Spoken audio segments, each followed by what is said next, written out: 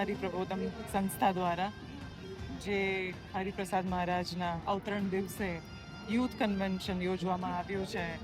તો લગભગ 2 લાખ જેટલા યુથ અહીં એકત્ર છે અને એમના પાછળનો ભાવ કે ભારતીય સંસ્કૃતિને હજુ વેગ મળે, હજુ સંસ્કારોનું સિંચન થાય અને આપણી ભૂમિની અંદર જે સંતો મહંતો થઈ ગયા છે એમના આપેલા સંસ્કારો વર્ષો વર્ષ પેઢી દર પેઢી આમને આમ ચાલતા રહે.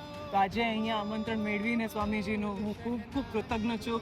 અને એટલું બધું સરસ સંચાલન છે કે 2 લાખ લોકો સાથે મળ્યા છે, પણ જે ડિસિપ્લિનની અંદર જે સંસ્કારથી અને જે વાતોની ચર્ચા થઈ રહી છે, ખાસ તો કે કેમ વ્યક્તિ પોતાના હુંપણાને છોડીને સમાવિષ્ટ સંકલ્પમાં ભળી જાય અને સમાજનું કલ્યાણ કરે.